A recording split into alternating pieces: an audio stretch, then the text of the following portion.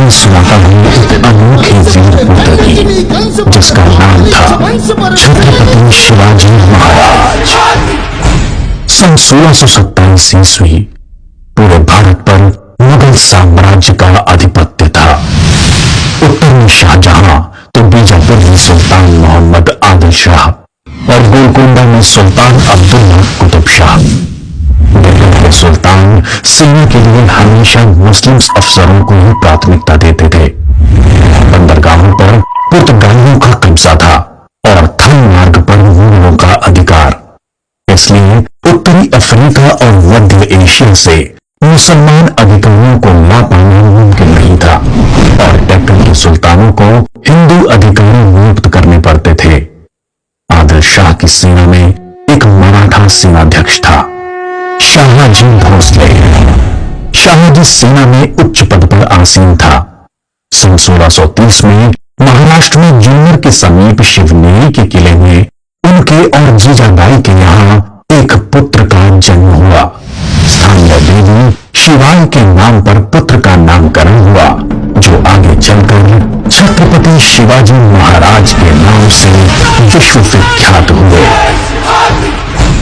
शिवाजी के पिता काफी समय घर से दूर रहे थे, इसलिए बचपन में उनकी देखरेख माता जीजाबाई और गुरु दादोजी कुंडेर ने की। दादोजी ने उन्हें युद्ध कौशल और नीति शास्त्र सिखाया, तो जीजा माता ने हिंदू धार्मिक कथाएं। जब दादोजी का सन 1647 में निधन हुआ, तब उनका यह मानना था कि शिवाजी अपने पिता की ही तरह आदिल शाह की सेना में उच्च पद पर आसीन होंगे, लेकिन विधि को कुछ और ही मंजूर था। सन 1646 के समय भारत में किसी हिंदू शासक का अपना स्वतंत्र राज्य स्थापित कर पाने के लिए इन तीन परिस्थितियों का पूरा होना जरूरी था। एक, कि वो शक्तिशाली साम्राज्यों के केंद्र से दूर हो, जमीन खेती के लिए अनुपयोगी हो और जंगलों से घिरा हुआ हो, ताकि छापामार युद्ध या गुरिल्ला वॉरफेयर करा जा सके। ये परिस्थितियां 1646 में शिवाजी के लिए अनुकूल बनी, जब उन्होंने स्थानीय किसानों मावली के समर्थन से अपनी सेना का निर्माण किया। शिवाजी को भली भांति ज्ञात था कि किसी भी साम्राज्य को स्थापित करने के लिए किलों की क्या महत्व है, इसलिए सिर्फ 15 साल की उम्र में ही उन्होंने आदिल शाही अधिकारियों को रिश्वत देकर तोरना, चाकन एवं कुंडना किलों को अपने अधिकार में कर लिया। इसके बाद उन्होंने आबादी सोमदेव की मदद से थाना, कल्याण और भिवंडी के किलों को मुल्ला अहमद से छीनकर अपने अधिकार में कर लिया। इन घटनाओं से आदिल शाही साम्राज्य में हड़कंप मच गया। शिवाजी को रोकने के लिए उनके पिता को गिरफ्तार कर लिया गया। इसलिए शिवाजी ने अगले 7 बरस तक आदिल शाह पर सीधा आक्रमण नहीं किया। शिवाजी ने यह समय अपनी सेना को बढ़ाने और प्रभावशाली देशमुखों को अपनी ओर करने में लगाया। धीरे धीरे उन्होंने एक विशाल सेना खड़ी कर ली, जिसके घुड़सवार नेताजी बनकर ने संभाल रखी थी और पैदल सेना यशाजी कंठ में। अब तक शिवाजी के पास 40 किले भी आ चुके थे। शिवाजी के बढ़ते प्रभाव को रोकने के लिए सन 1659 में बीजापुर की बड़ी साहिबा ने अफजल खान को 10,000 सिपाहियों के साथ शिवाजी पर आक्रमण करने का हुक्म दिया। अफजल खान अपनी क्रूरता और ताकत के लिए जाना जाता था। उसने शिवाजी को खुले युद्ध करने के लिए उकसाने के लक्ष्य से बहुत सारे मंदिरों को तोड़ डाला और कई बेगुनाह नागरिकों का कत्ल कर डाला। लेकिन शिवाजी ने चतुराई और रण कौशल का परिचय देते हुए छापामार पद्धति से युद्ध चालू रखा। इस समय वो प्रतापगढ़ किले में रहे, जो कि चारों तरफ से घने जंगलों से घिरा हुआ था। अंत में अफजल खान ने शिवाजी को धोखे से मारने की साजिश रची। उसने शिवाजी को मिलने का न्योता भेजा।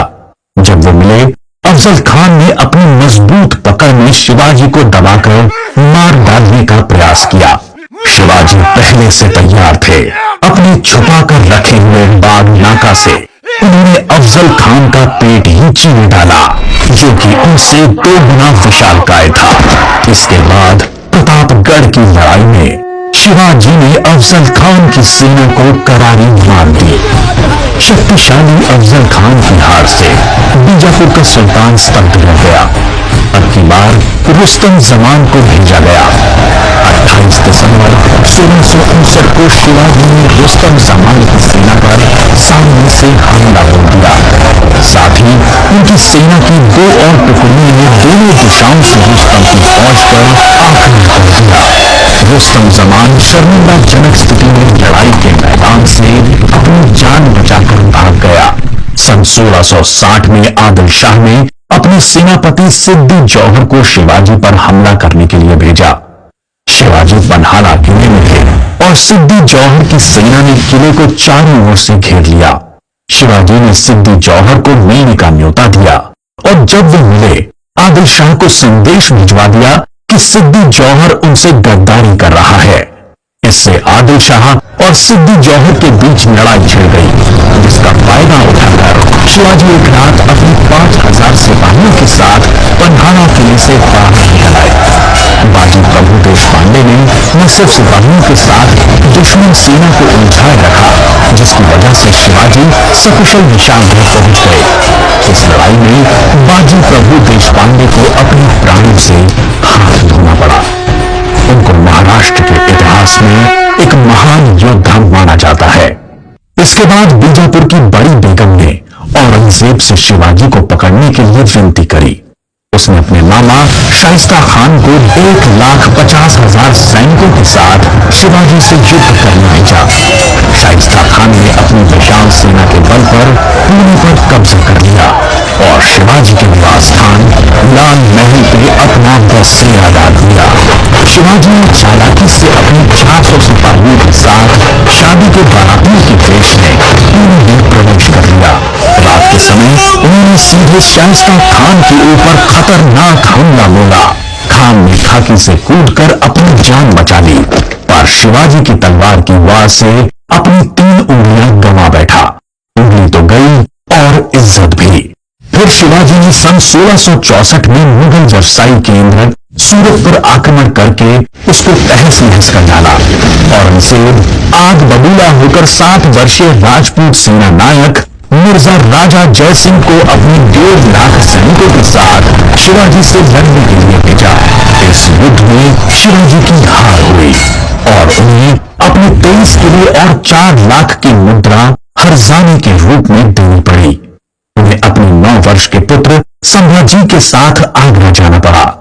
शिवाजी को नियंत्रित रखने के लिए पहले यह तय हुआ कि उन्हें मुगल दरबार में कोई पद दिया जाए, लेकिन औरंगजेब ने उसको बदलकर शिवाजी को घर में कैद करने का आदेश दे दिया। औरंगजेब नहीं जानता था कि यह गलती बहुत महंगी पड़ेगी। शिवाजी ने बीमारी का बहाना बनाया और अपने स्वास्थ्य को ठीक करने के आशीर्वाद के लिए साधु संतों और फकीरों को रोजाना मिठाई और उपहार भेजने की इच्छा जताई। एक दिन वो खुद श्रमिक के भेष में सामान के डब्बे में संभाजी को छुपाकर बाहर निकल आए। वो मथुरा, काशी, गया, पुरी के बाद गोलकोंडा और बीजापुर होते हुए रायगढ़ पहुंच गए। 1670 तक शिवाजी ने कई लड़ाइयां लड़ते हुए 4 महीनों के भीतर अपने राज्य का बड़ा हिस्सा मुगलों से स्वतंत्र करा लिया।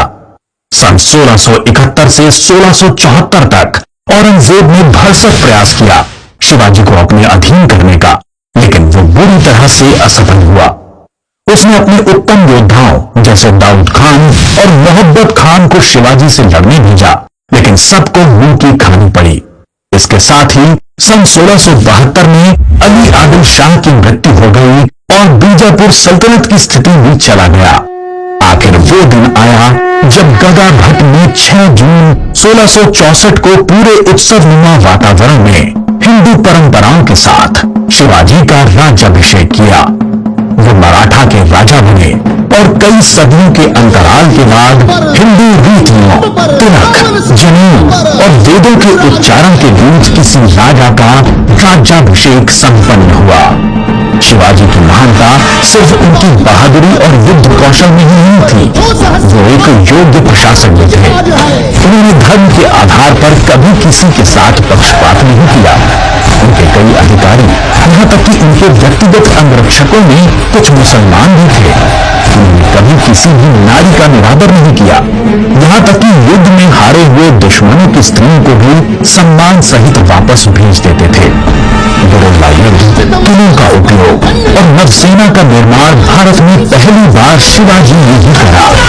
उन्होंने 4 किलों तथा 2000 सैनिकों से शुरुआत की थी और उनकी मृत्यु के समय तक ये गिनती 300 किलो एवं 1 लाख सैनिकों की हो गई थी। मार्च 1680 में शिवाजी का स्वास्थ्य खराब हो गया। तेज बुखार और पेचिस के चलते 5 अप्रैल 1680 को 52 साल की छोटी सी उम्र में इनका स्वर्गवास हो गया। औरंगजेब ने सोचा कि शिवाजी की मृत्यु के बाद मराठा राज्य खत्म हो जाएगा, लेकिन ऐसा हुआ नहीं। पहले उनके पुत्र संभाजी ने और उसके बाद छत्रपति राजा राम ने मराठा शासन की बागडोर संभाली। औरंगजेब को करीब 25 सालों तक मराठाओं के साथ युद्ध लड़ना पड़ा, जिसकी वजह से वो अपनी मृत्यु के समय तक पूरी तरह से बर्बाद हो चुका था। शिवाजी ने जो मराठा राज्य की नींव रखी, वो आगे चलकर कर्नाटक से लेकर अटॉक पाकिस्तान तक फैल गई। शिवाजी जैसे मनुष्य कभी मरते नहीं, लेकिन लोगों के हृदय में अपने महान कार्यों, साहस और बलिदानों की वजह से हमेशा अमर रहते हैं।